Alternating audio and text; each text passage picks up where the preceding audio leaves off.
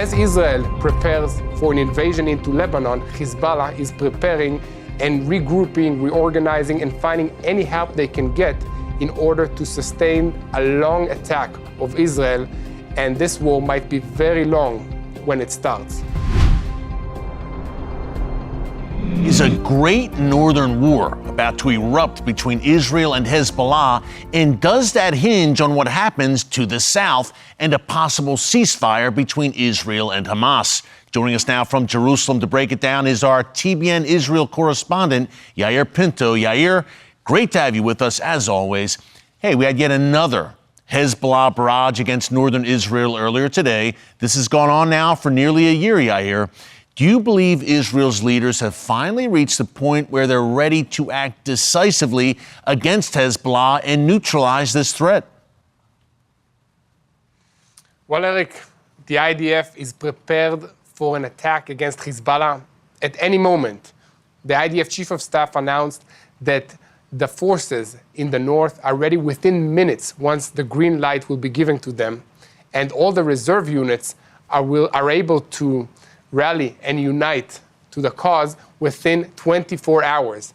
This is unprecedented, and the IDF has been preparing for this moment to launch an invasion and neutralize Hezbollah terrorists in southern Lebanon since this war began in October 8.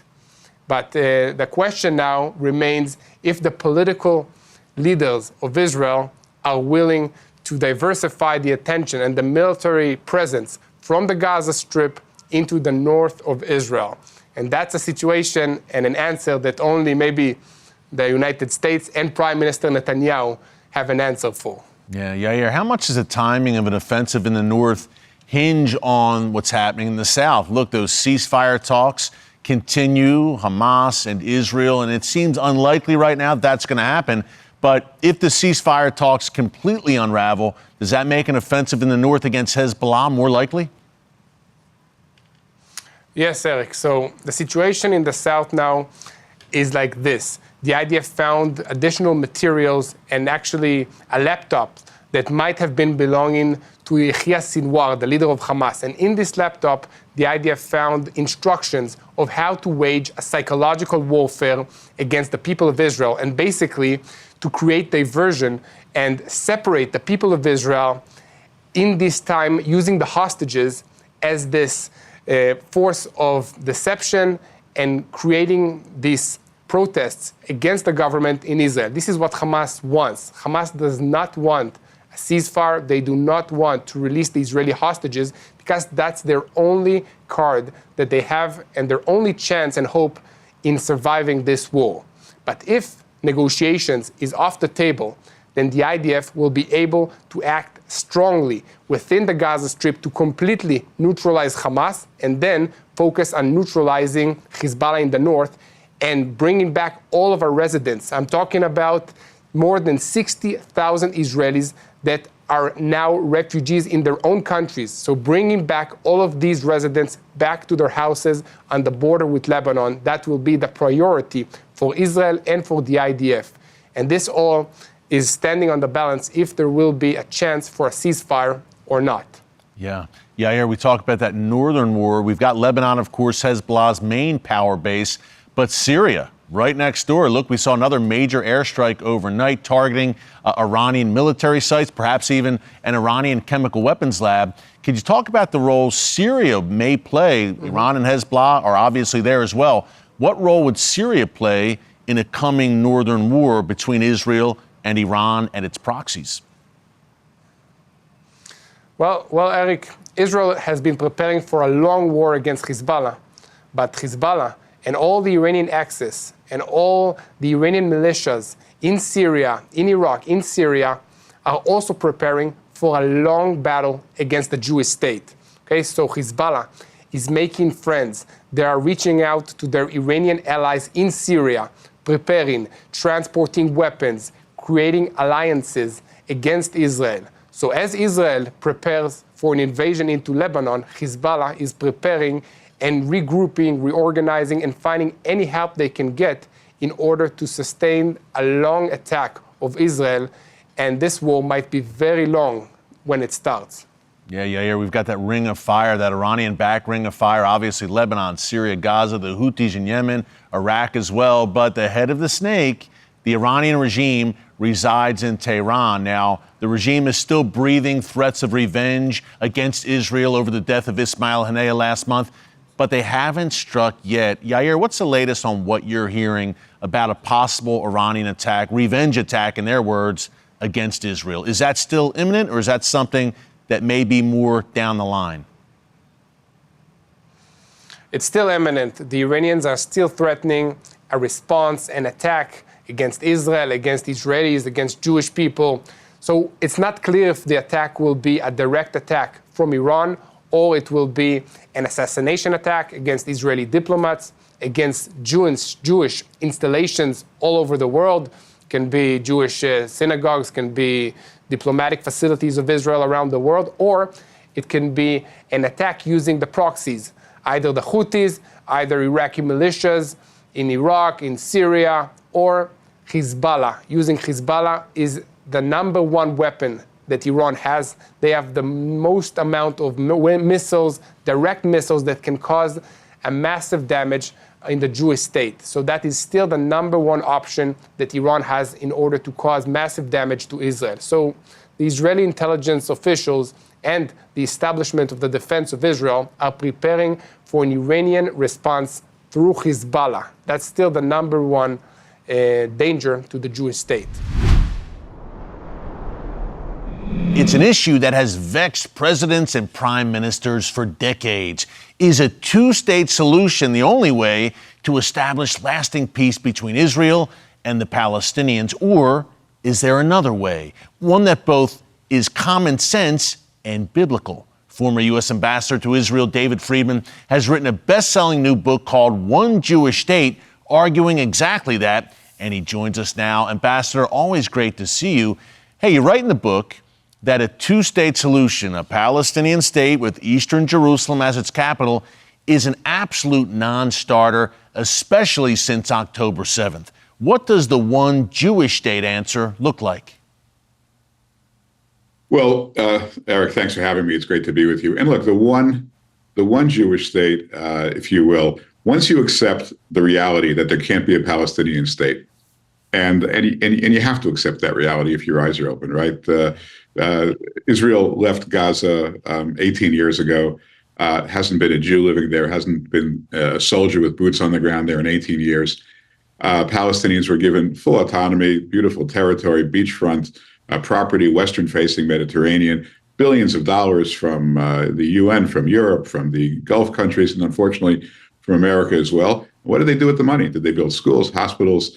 No, they built terror tunnels and weapons of mass destruction. So that was a dry run, and it failed. There's another dry run going on right now in about 40% of Judea and Samaria, areas A and B under Oslo. Same thing. These are areas that are radicalized with deep security risks for the state of Israel. So let's start with that doesn't work. Now what does work? Well, what I would suggest, first of all, is, let's look at the resumes of the players in the region who could potentially, exercise control and sovereignty over Judea and Samaria. Economically, every one of those countries has a GDP per capita of somewhere between, $2,000 and $7,000. Israel has a GDP per capita of $55,000. Israel has a track record of empowering an Arab minority population. 20% of Israel is Arab, right? And more than 20% of the students at the elite universities in Israel are Arab. So, and Arabs, have $40,000-$50,000 per capita GDP in Israel. I mean, they succeed as Israelis, all Israelis do. Add, if you will, sort of the cherry on top. What does God have to say about this? It's not like God has been silent, right? And God has made it clear, in the books of Genesis and in many of the prophets, that He's given the land of Israel, biblical Israel, Judea and Samaria, places like Hebron and Shiloh and Bethel and Bethlehem. He's given that land to the Jewish people in the Bible.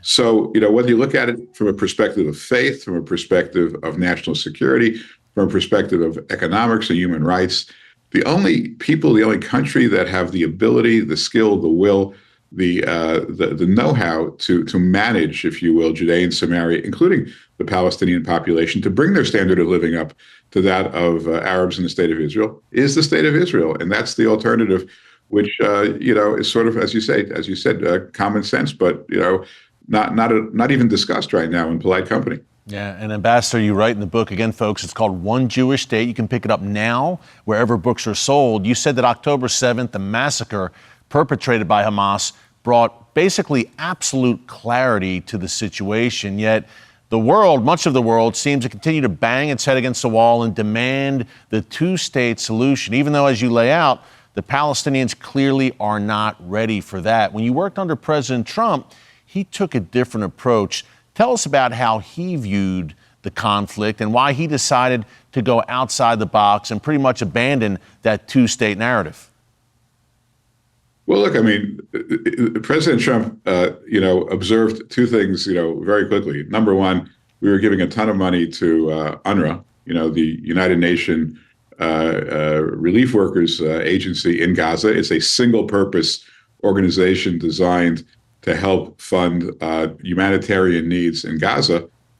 It was funding radicalism. It was funding schools where children were putting on plays, where half the class dressed up as Hamas soldiers and half of them dressed up as Jews, with beards and big noses, and they would kill the Jews, and the Jews would fall flat dead, and the parents would applaud. And that was UNRWA's great project. That was their great contribution to the region. So he cut off UNRWA.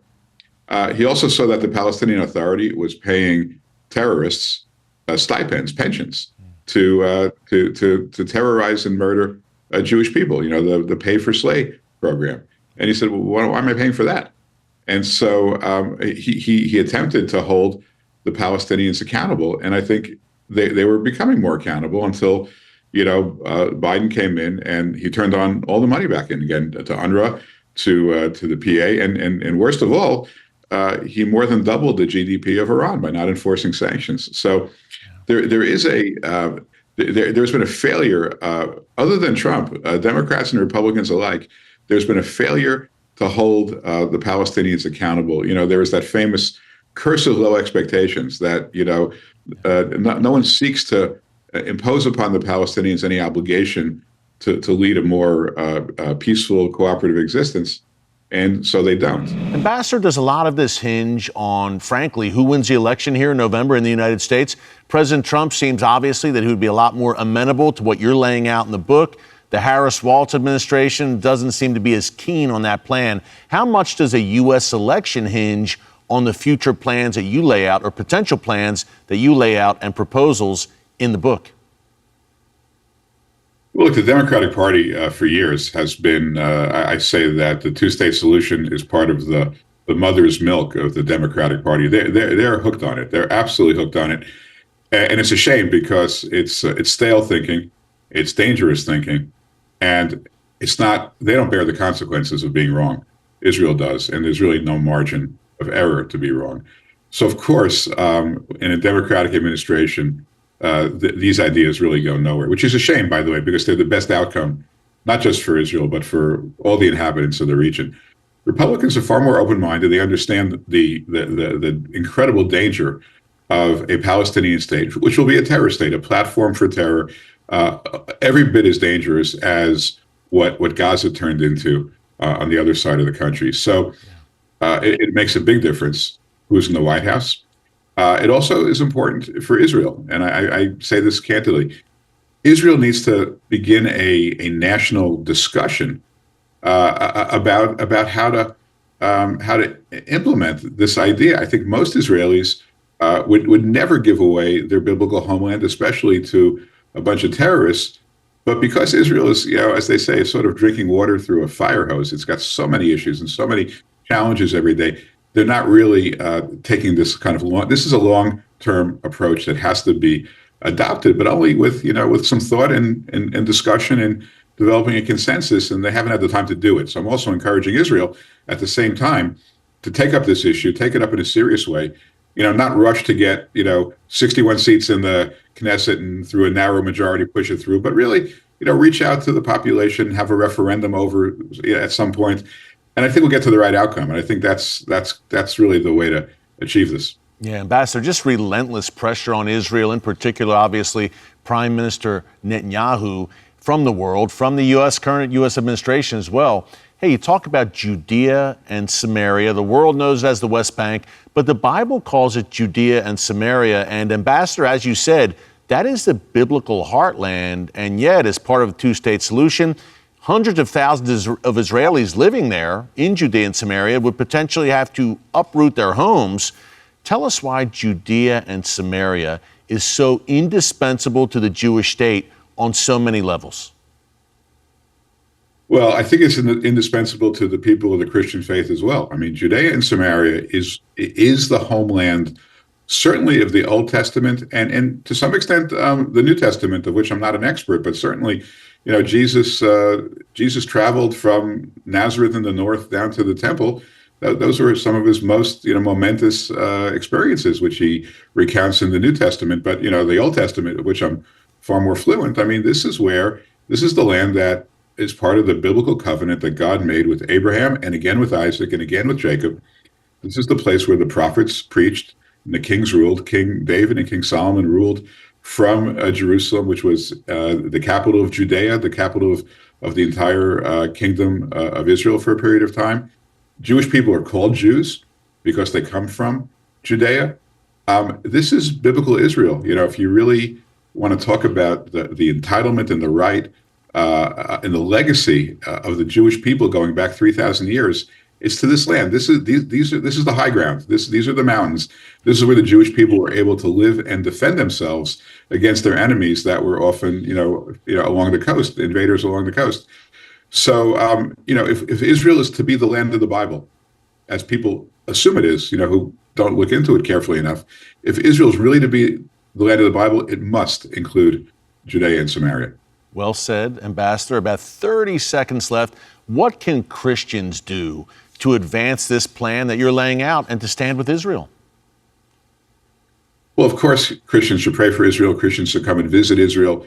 But we're at a point now where there is some politics involved. It is very important, at least how the United States comes to view this. And we gotta wean America off of this addiction to a two-state solution, which I say is just a final solution for the Jewish people. So I think those, people of faith who are also politically active, make sure people understand America wants to stand with Israel, and with God in extending Israeli sovereignty to the land promised to Israel by God in the Old Testament. That's it. I mean, I think it will bring enormous blessings to America as well as to Israel, and I think we should all be moving in that direction. Stakelbeck Tonight, my all-new nightly series on current events through a bold biblical lens. Make sure you hit the subscribe button so you never miss an upload, and tap the bell icon so you're notified every time a new video is posted. And don't forget to share your thoughts, insights, and comments below. Thanks for watching, and God bless.